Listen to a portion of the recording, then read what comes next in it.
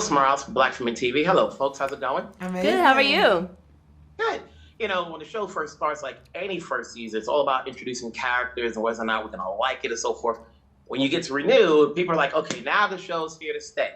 Yeah. It gives it gives the writers a time to flesh out these characters and see where it goes. So are we getting more about the family, the friendships, the love, or the work aspects from any of the characters? Meagan? Oh yeah, we meet my mama. We meet Grace's dad or Quinn's dad. We see Jerrie over here. She's gonna choke me out because we haven't met her mom yet, but we're going to, and that's what we saving for season 3 because everybody gonna be waiting for it. Where's my mama? What about you, Jerrie? What are we getting this year? I think more about. I just heard that. Relationships, more about relationships, unpacking relationships. Mm-hmm. We do see a lot of the other people's families. But yeah, I think it's more about calling love in. The other people's families. I'm sorry, I'm moving. The other people's families. When we last left Camille, we left on that cliffhanger, and then obviously when we see season 2, it seems that, things have been maybe working out for her, So when you go into season 2, do you work with the writers in terms of like, okay, how are we going to flesh out this character? Because we want women to like her.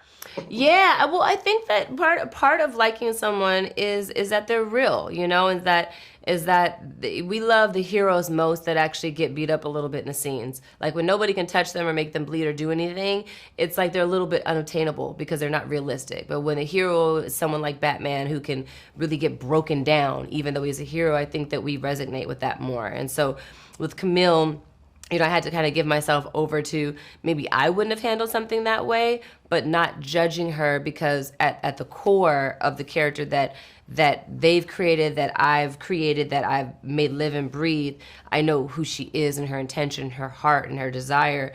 But being a good person in some ways is objective, and I think that with Tracy and Scott and me, everybody involved. In the writer's room, it was really like, what is this moment? What would a person really do if you really, really love someone and you don't want to miss your last opportunity?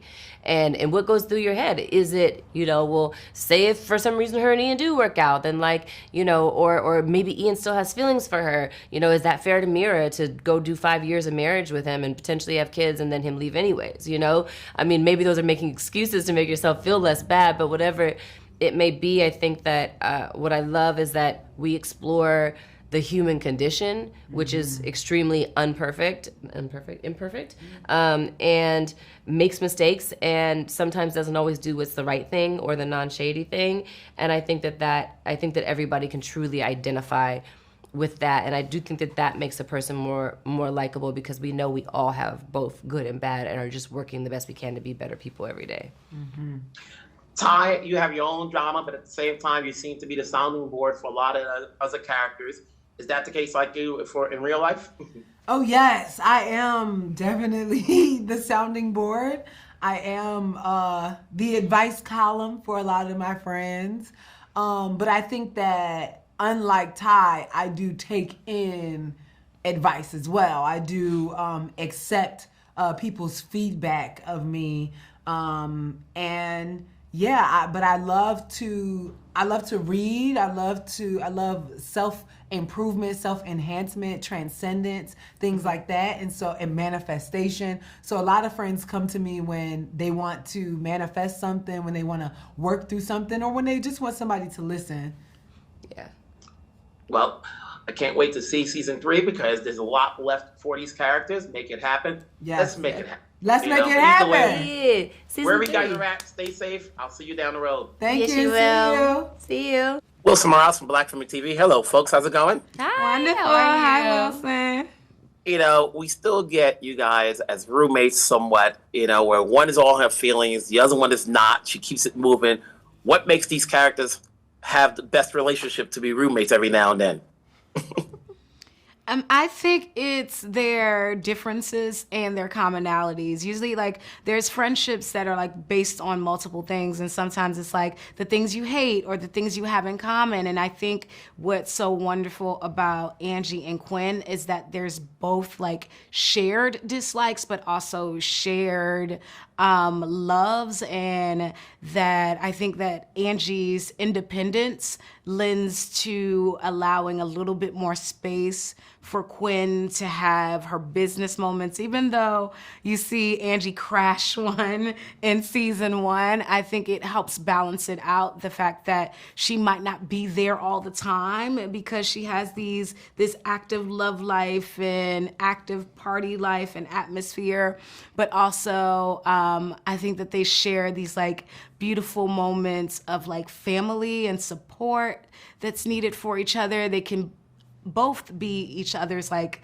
comfort and love and like almost like a blanket for one another, that I think just offers like a great duality and I guess a juxtaposition that they both need. What do you think, Grace? Quinn is all emotional this season. They're like, she needs a break. We need a smile from her, like, come on, keep it moving. Quinn is going through a lot. I think that's just a testament to, when you're really doing that deep dive into self and you're really trying to find out all parts of who you are in this, season of your life. I think that we see that all on screen for Quinn. And I find it to be super refreshing, especially because in season 1, you see Quinn appear a lot. She's the one that's like making sure that everyone is good, and she's the hopeless romantic, and so it's so nice to be able to see who is Quinn when that's not happening, and what are the many reasons why that may not be happening in certain circumstances. And so I think it's so nice because it just gives her a balancing and a leveling that makes her human. The first season of any show is all about introducing characters. And, hopefully, the audience picks up. Now that we're in season 2 and you're steadied and you're leveled, do you feel if your characters have gone extra or not this season? Anyone can answer. Extra. I mean, define extra. A little bit more out there than we expect. I don't know if extra. Yeah, I think Angie's extra was in season 1. Yeah, I think more deep. Yeah, I think in season 2 you see her become more like, I feel like season 1 was a lot of the rebounding from these horrible artistic experiences, and in season 2 you see her level in a way that we haven't before. I think you get a lot of understanding of how prior decisions now affect her ability to, I guess, champion herself now. Having the valleys of the show dropping and needing more support than ever. I think all of her extraness was really in season 1, and maybe you get a little bit of it in the top of the season, but ultimately I think we see a maturity and growth in Angie that we haven't been able to see just yet. Well said. Well, we know we're going to talk again because this show is so fun that people have been talking about it, so I will talk to you come season 3 whenever it's greenlit.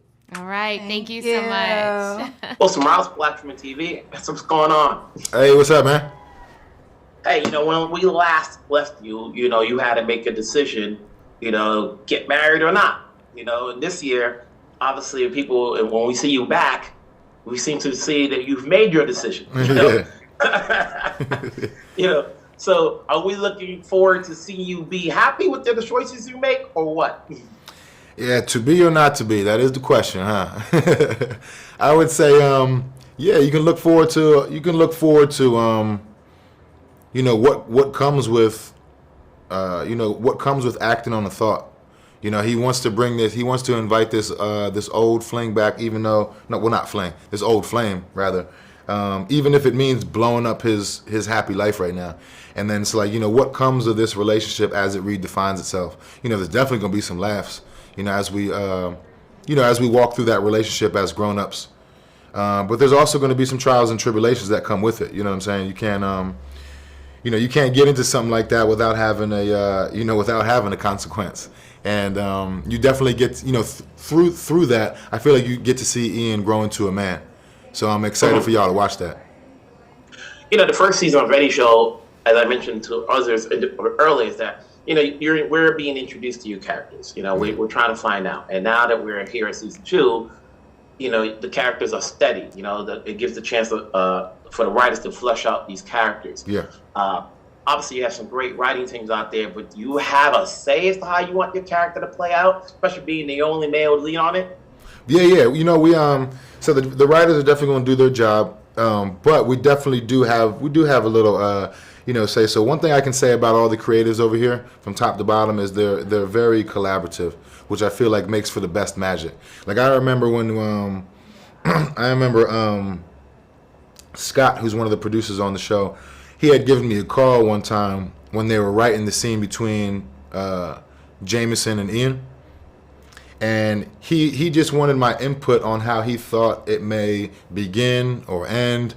It's kind of a loaded scene to be in when the two men in Camille's life are sitting down to finally have a talk about her. You know what I'm saying? It could definitely go all the way up. But it was important for me to showcase the fact that Ian's got a high enough emotional IQ where he can feel and flesh out in that moment that there are some things that he is doing wrong. You know what I'm saying? And to listen to another black man who's got another unique perspective, and even though we got this obstacle where it's like, you kind of on some tip where you messing with my woman, it could go all the way up and it can go down right now. To be able to listen enough to end up in a place where we can at least maybe not be friends, but at least have respect one another, like amongst one another. And for him to take my input and then see how that scene reflected that, it's like, definitely we got a little bit of input, and I appreciate the producers and the writers being open enough to hear us out when it comes to that. And then to wrap it up, obviously, there's the chemistry with Meagan. We have to see it on screen to believe that this couple can be together, stay together for a period of time. Yeah. How is it working with Meagan? Knowing that most of your scenes are with her. Oh man, it's been the ultimate treat, and like the best treat in the world. I mean, I remember I was like all of us when I grew up watching Meagan Good. You know what I mean? So it's like to get a chance to actually, be on the ice with her, to act with her, go back and forth, to be able to pick her brain and, figure out how she tackles roles and what she thinks about this scene. It's just been the ultimate treat because, it allows me to be calm enough to really bring my full self into the scene, which I feel like is necessary to kind of find those magical moments. So, my hat's off to one of the greats to ever do it. You know what I'm saying? Miss Meagan Good. My hat's off to her. Congrats on season 2. I'm sure we'll see more of you and here and other projects that you do. Take care of yourself. Absolutely. I appreciate you, bro.